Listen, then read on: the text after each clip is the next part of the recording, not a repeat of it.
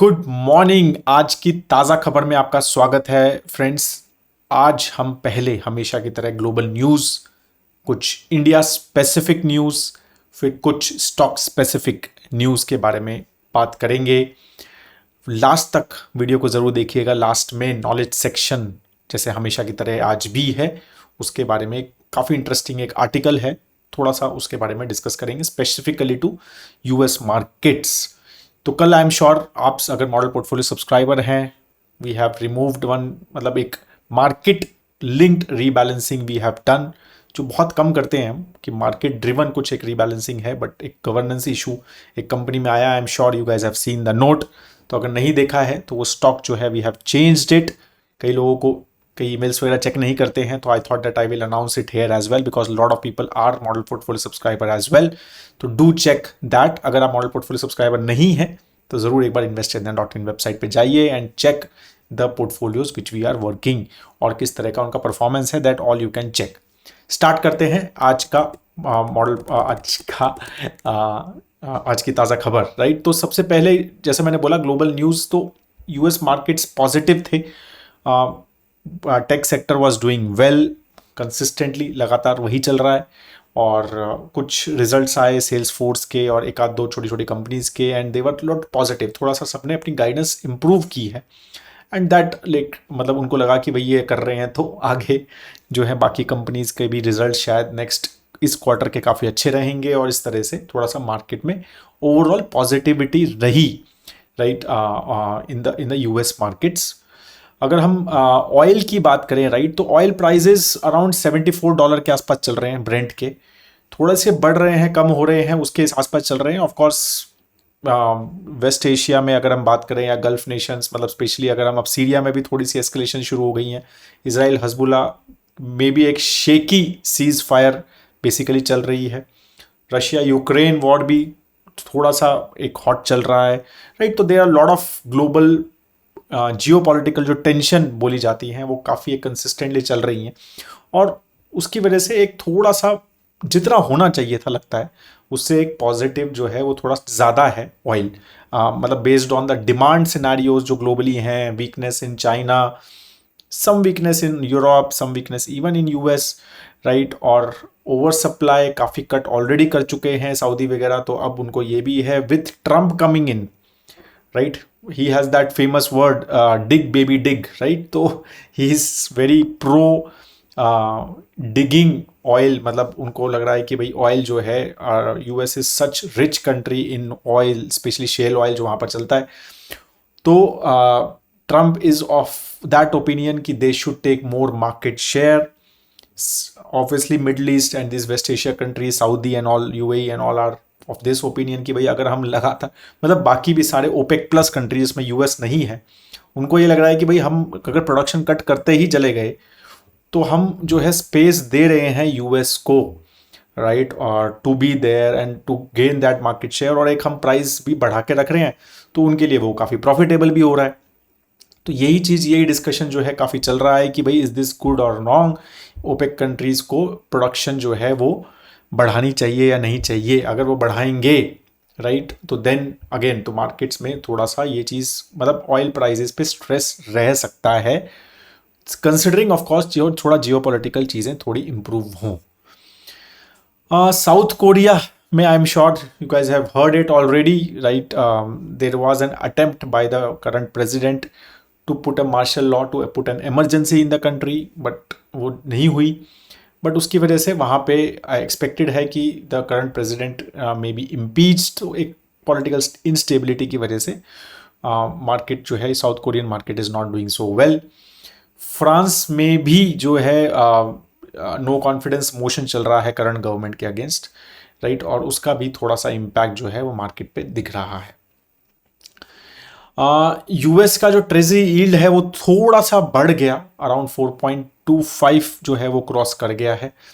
Again even though जो है मतलब एक्सपेक्टेड, आज speech is expected of the US Fed chair Jerome Powell, तो उनकी जो स्पीच के बेसिस पे जो है वो मार्केट जो है, मेरे को लगता है कि उसके बाद how overall there will be a cut in the interest rate or not. There is an expectation to cut an interest rate, but वो कुछ कुछ चीज़ों से ये भी हो रहा है कि शायद नहीं हो, शायद हो, तो देर इज सम चांस कि वो ना हो, राइट। उसके वो थोड़े से नंबर्स इधर से उधर होते हैं, तो थोड़ा सा यील्ड जो है वो इधर उधर होता है।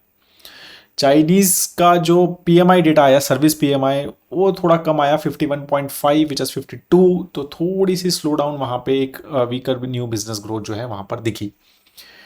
आरबीआई की पॉलिसी मीट चल रही है already, right. MPC meeting is going on and कल जो है, मतलब आज जो है, हमें उसका एक रिजल्ट मिल जाएगा। जो हमारी पॉलिसी मीटिंग होगी, एक्सपेक्टेड यही है कि रेट्स चेंज नहीं होंगे। अभी तक तो मार्केट को यही एक्सपेक्टेड है कि there will be no cut in interest rates, even though inflation, because inflation थोड़ी सी ज़्यादा है, specially food inflation, even though slow down है इकोनॉमी में, तो वो एक काफ़ी बड़ा डिस्कशन रहेगा आई एम श्योर आरबीआई का, कि भाई ग्रोथ को प्रायोरिटी दें या इन्फ्लेशन को प्रायोरिटी दें, बिकॉज इन्फ्लेशन भी थोड़ी हाई है और ग्रोथ भी स्लो है। तो वो दोनों में से किसको प्रायोरिटी देना चाहते हैं। अगर इन्फ्लेशन को प्रायोरिटी ज़्यादा देंगे तो इंटरेस्ट रेट कट नहीं होंगे, और अगर ग्रोथ को प्रायोरिटी ज़्यादा देंगे तो इंटरेस्ट रेट कट हो सकते हैं। बट इस बार तो वैसे भी एक्सपेक्टेड नहीं है, अब नेक्स्ट हमें फरवरी में देखना पड़ेगा। बाकी जो है, market is expecting CRR cut. CRR is cash reserve ratio, कि कितना कैश जो है वो उतना बैंक्स को अपने पास रखना पड़ता है, इतनी लिक्विडिटी रखनी पड़ती है, तो उसमें एक्सपेक्टेड है कि कट आ सकता है। Market is expecting 25 basis point, मतलब 0.25, वो अभी 4.5% है सीआरआर, तो कैश रिजर्व रेशियो, इसके ऊपर वीडियो भी बने हुए हमारे, तो वो बेसिकली अभी 4.5% है, वो एक्सपेक्टेड है कि वो 4.25 हो जाए, दैट्स द वर्ड। तो उसमें थोड़ी लिक्विडिटी बैंक्स के पास आ जाएगी टू लेंड मोर, राइट। तो वो जो डिपॉजिट ग्रोथ का जो एक एक्सपेक्ट, मतलब है कि डिपॉजिट पे बहुत ज़्यादा डिपेंडेंस है, कि डिपॉजिट नहीं है भाई हमारे पास, इतनी ग्रोथ नहीं हो रही है जितना हम क्रेडिट ग्रोथ कर सकते हैं, तो उस पर थोड़ा स्लो हो गई है बैंकिंग की क्रेडिट ग्रोथ, तो because deposit growth is not that much, तो उस सीआरआर से थोड़ा सा वो पॉजिटिविटी वहां पे आ सकती है। Credit growth can increase and it will be good अगर सीआरआर कम होता है for the banking sector. Service PMI India का भी आया, तो चाइना का कितना बताया था मैंने, 51.5, इंडिया का आया 58.4, तो ऑफकोर्स कम हुआ है ये, अक्टूबर से 58.5 था, राइट। और आई थिंक सितंबर में कम था, 57.5 या 57 या 57.5 के आसपास था, but it was much better in July August, ये सब 60 प्लस चल रहा था। सर्विसेज पीएमआई की बात कर रहा हूँ मैं, राइट। तो वो एक थोड़ा सा slow down I think, as I said, कि रिजल्ट्स में भी देख लिया हमने, जीडीपी ग्रोथ में भी देख लिया, तो ये भी लग रहा है कि ये वाला जो क्वार्टर है वो भी एटलीस्ट ऐसा लग रहा है कि एकदम बहुत ज़्यादा, क्या वो बहुत ज़्यादा इंप्रूवमेंट ऐसा हुआ है कि वो नहीं लग रहा है। yes, I think it will be, because of Diwali and everything, it will be definitely better than the last quarter, ऐसा लगता तो है। ओवरऑल अर्निंग पर्सपेक्टिव से भी और गवर्नमेंट का स्पेंडिंग पर्सपेक्टिव से भी, जीडीपी पर्सपेक्टिव से भी जो नंबर्स आ रहे हैं वो लग रहा है कि उससे तो बेटर होगा, बट क्या बहुत ज़्यादा स्टार्क डिफरेंस, वो अभी तक तो जिस तरह के पीएमआई नंबर्स आ रहे हैं और ये सब नंबर्स आ रहे हैं, तो ऐसा, या फिर जीएसटी के भी नंबर्स जो आए हैं, ऐसा तो नहीं लग रहा है कि एकदम बहुत ज़बरदस्त ये क्वार्टर कुछ ऐसा चल रहा है अभी तक दो, ठीक है। एक इंटरेस्टिंग न्यूज़ देखी मैंने कि इनलैंड वाटरवेज, राइट, जो रिवर के थ्रू जो ट्रांसपोर्ट होता है, लॉजिस्टिक होता है, वो उसके ऊपर गवर्नमेंट का थोड़ा फोकस बढ़ रहा है, and they are planning to offer subsidies for cargo owners जो good transportation by inland waterways. तो रिवर के थ्रू जो जो हमारा ट्रांसपोर्टेशन है वो सिर्फ अभी 2% है, ठीक है, और रोड के थ्रू 65% है, 26% रेल के थ्रू है, और इसमें सिर्फ 2% है। तो गवर्नमेंट वांट्स कि ये जो इनलैंड वाटरवे ट्रांसपोर्ट है ये थोड़ा बढ़े, राइट, बिकॉज ये थोड़ा लो कॉस्ट रहता है एज कंपेयर टू रोड। फिर इसमें मतलब ओवरऑल एक new model, multi modal approach भी है, थोड़ा इंफ्रास्ट्रक्चर, रिवर्स वगैरह भी इंप्रूव हो सकती हैं, तो मतलब वो थोड़ा सा थॉट प्रोसेस है। उसमें 35% तक सब्सिडी की जो है एक्सपेक्टेड है कि government can give 35% subsidy on this inland waterway. तो लॉजिस्टिक कंपनीज के लिए थोड़ा पॉजिटिव मुझे लगता है, जो स्पेशली मतलब डोमेस्टिक उसमें है। स्टॉक स्पेसिफिक न्यूज़ की, हीरो ने नई electric vehicle Vida V2 launch की है, which is less than 1 lakh rupees. तो इसमें कंपटीशन बढ़ रहा है, राइट। करंटली हीरो का मार्केट शेयर ज़्यादा नहीं है, ऑलमोस्ट 5% ही है। They can not use hero brand in their electric vehicles because वो दूसरे के पास है, तो वो वीडा ब्रांड से ये लॉन्च करते हैं। एंड तो करंटली तो 5.4% ही मार्केट शेयर है। एंड ऑब्वियसली सब अभी ये 1 लाख से कम वाले जो स्कूटर्स हैं, इलेक्ट्रिक व्हीकल हैं, अभी सभी प्लेयर्स के पास हो गया है, बजाज के पास, टीवीएस, ओला, अथर। तो ये सब जो है इसमें कंपटीशन बढ़ रहा है and it can be very interesting game changer. UK के वोडाफोन ग्रुप ने ऑलमोस्ट 3% स्टेक बेचने का प्लान किया है इन द स्टार्स में, राइट। तो उनका 3% के आसपास का स्टेक है।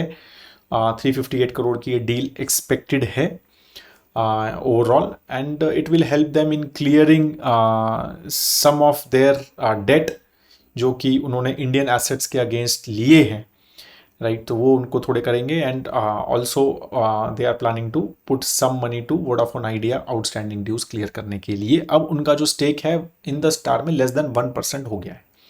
18% वो ऑलरेडी बेच चुके हैं, ठीक है। आई थिंक कुछ एक दो महीने पहले की बात है, 15,300 करोड़ रुपए में 18% ऑलरेडी बेच चुके हैं और लेस देन 1% उनका इन द स्टार है। तो in the star now is a more of Airtel company completely. तो एयरटेल जो है उनका मेन पेरेंट बन गया है। Vodafone is almost out, but that doesn't mean कि उनके ड्यूज आउट है।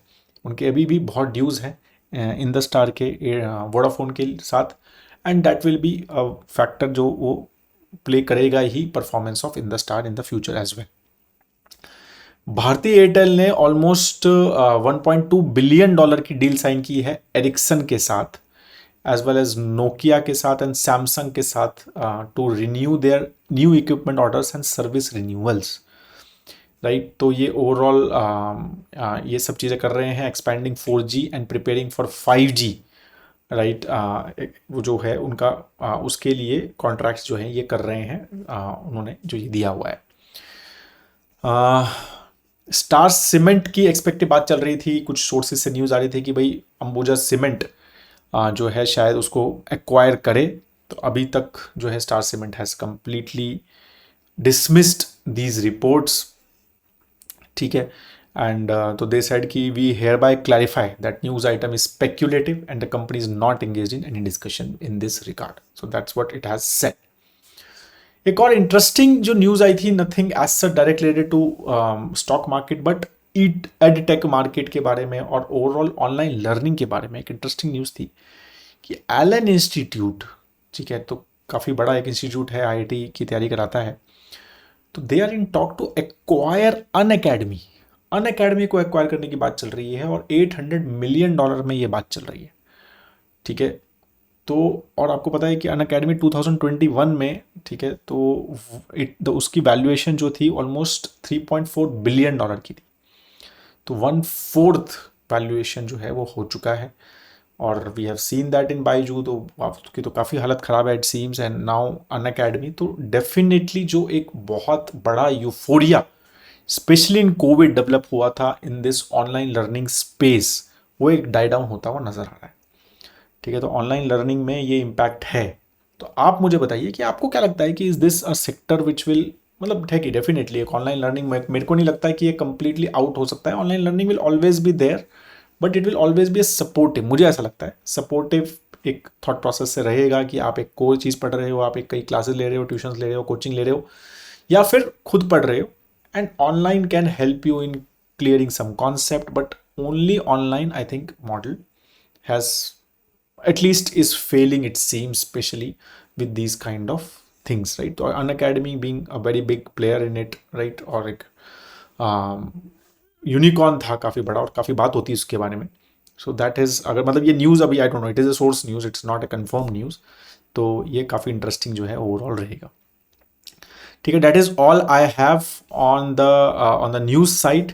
अब हम बात करते हैं आज के नॉलेज सेक्शन की, और ये है article. I am sorry if you can not see this, थोड़ा छोटा है, जितना भी मैं फिट कर सका मैं फिट किया।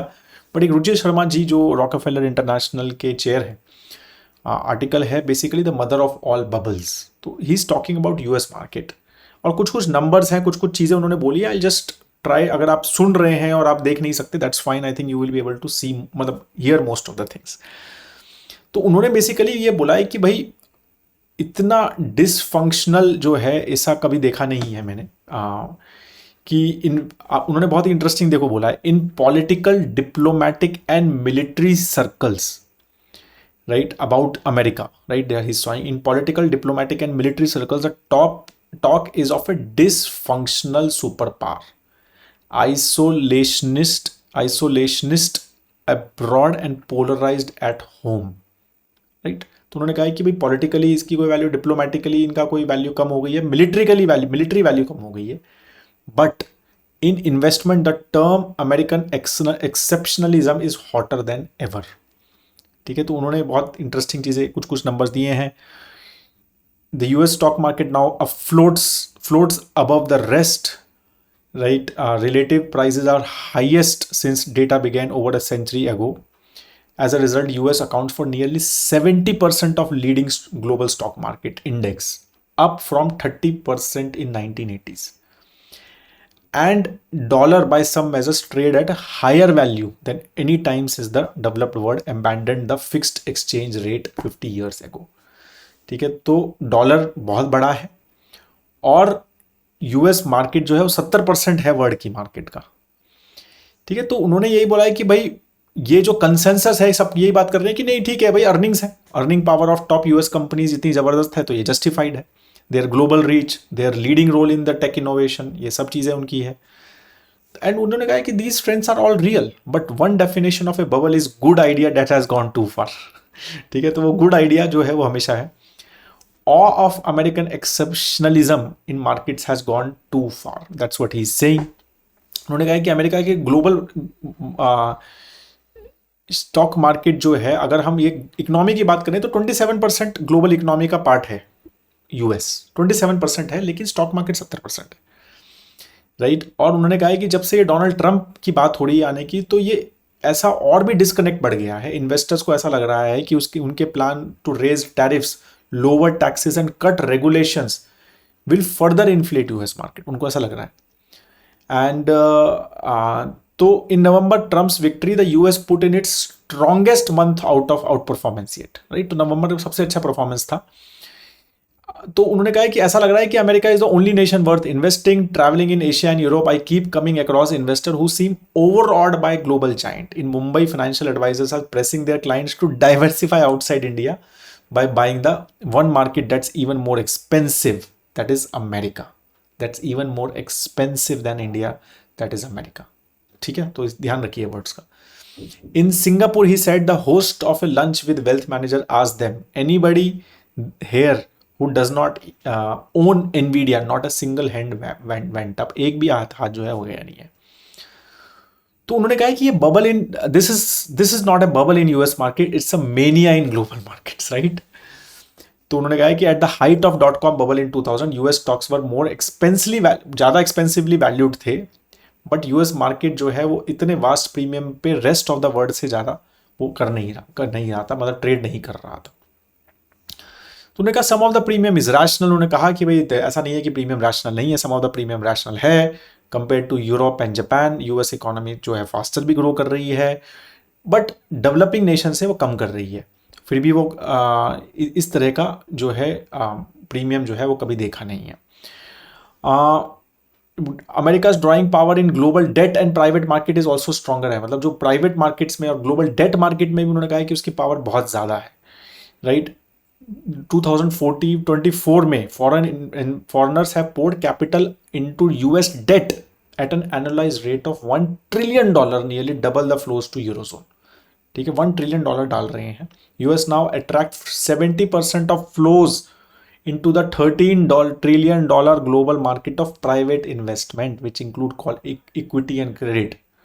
Can you believe private investment जो हो रही है, मतलब जो स्टॉक मार्केट में नहीं हो रही, जो प्राइवेट इक्विटी या ये सब जो इन्वेस्टमेंट है उसमें से भी 70% जो है वो फ्लो यूएस में जा रहे हैं, ठीक है, जिसमें क्रेडिट भी है और इक्विटी भी है, राइट। तो यही है कि most observers think word is multipolar, investment believe it is single unipolar. तो इन्वेस्टमेंट में ऐसा लग रहा है ये यूनिपोलर है। Investors still like to believe that fundamentals drive prices and sentiment, but there comes a time when sentiment starts to drive fundamentals. When money leaves smaller markets, the outflow weakens the currency, force the central banks to raise the rates, slow the economy, and makes the nations fundamentally look worse. Happening in India currently.